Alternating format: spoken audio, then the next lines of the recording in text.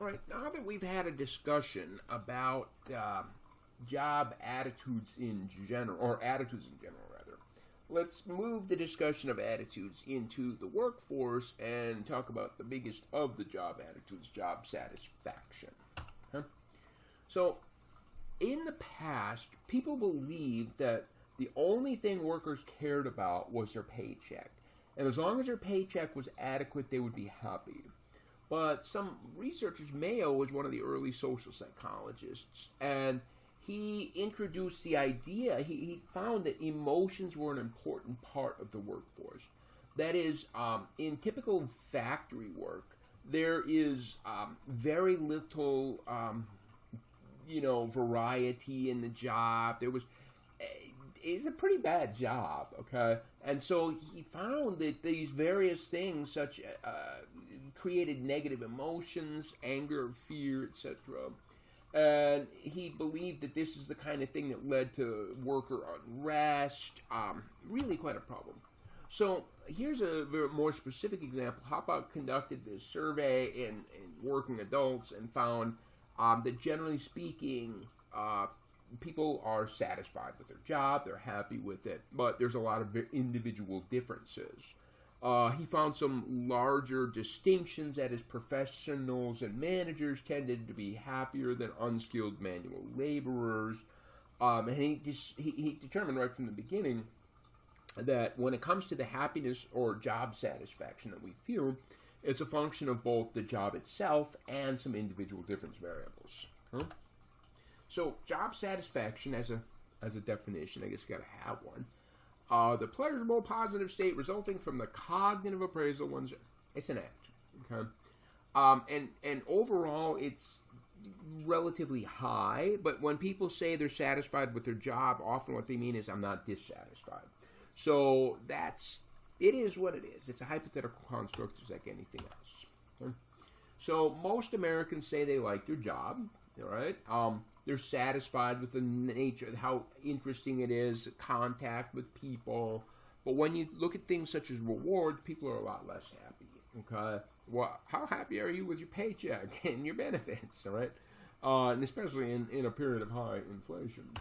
Okay, and so here is sort of a framework for job satisfaction. We find that job satisfaction is sort of these things on the left side are the antecedents, or what feeds into and creates job satisfaction, whether it be high or low, And then on the right side are potential outcomes. All of these are components of job performance, as we've discussed in previous units, okay? But of course, there's other things that moderate the relationship between these antecedents and these consequences. So in this video, we're going to simply talk about the antecedents. Then we're going to talk in a second video about how to measure job satisfaction. And then in a third video, we're going to talk about the consequences. Okay? So here's one idea, is that, as we said here, the antecedents are characteristics of the jobs themselves, personal characteristics, individual differences, social factors involved, and then growth opportunities. So here we have the 5 different job dimensions, right? Skill variety. How many things do you need to do in any given? And I mean, personally, I like to have a lot of skill variety, but some people don't. Some people prefer to simply put their head down, work for 8 hours, and go home. Okay? Task identity. I mean, how much is my piece? And so workers on an assembly line tend to be quite low in task identity. Your job is to put this bolt on this part and then shove it down the line and put a bolt on that part and shove it down the line. Task significance. And yeah, I mean, if your job is to turn a bolt hour after hour after hour, you're just like, I don't know.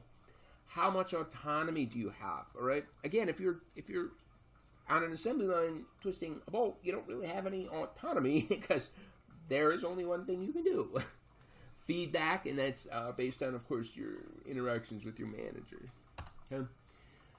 So some other researchers have looked at not just the characteristics of the job, but the characteristics of the individual, because job satisfaction as an attitude seems to be relatively stable. And if it is stable, then it is probably pretty associated with those big five personality factors: your ocean, your openness, conscientiousness, extroversion, agreeableness, neuroticism. So it's got to be associated with those, because the big five personality characteristics tend to be quite stable. Okay? But you find that there could be genetic factors involved, and to the degree that the big five personality factors are a function of genetics, I can see that being true. Okay? That's kind of weird. Okay, I don't know where that came from. All right, so when you look at these individual difference variables, you can find that as a rule, job satisfaction increases with age. Okay, and you got to imagine it's because younger people tend to be working at McDonald's making minimum wage, and older people tend to be in careers where they're doing fulfilling things. Okay. So there's a lot of different reasons for this, but it's a correlation. It's correlation. You have to imagine older people that are working at Walmart as greeters are probably not a good example here. They might be outliers. Their age is higher, but their satisfaction is lower. Okay. When it comes to differences in gender and job satisfaction, there's no real clear results on this. As a general rule, when it comes to race, whites are happier, and there is at least some relationship between level of education and satisfaction, but it's negative. That's kind of an interesting finding right there. Okay. Another component would be social factors, and that is the relationships that you have. And so if your job has a lot of backbiting, right, a lot of sniping and competitiveness, then maybe job satisfaction will be low. Again, this notion of fair. Do you believe that you're being treated fairly? Okay. And then finally, opportunities for growth. So if you are in an occupation, in that factory turning that bolt, you pretty much think that if I'm working here 20 years from now, I will probably still be twisting that bolt. All right? If I stay here for 40 years, I will probably still be twisting that bolt. All right? So there's not really much room for growth, and therefore there's probably going to be dissatisfaction and a lot of turnover in a job like that. But it doesn't take any training for that job, so it's okay if there's high turnover, right? And so, yeah, there's a lot of different ways that growth, like say, for example, is there opportunities for me to have a family while keeping this job and things of this nature, okay?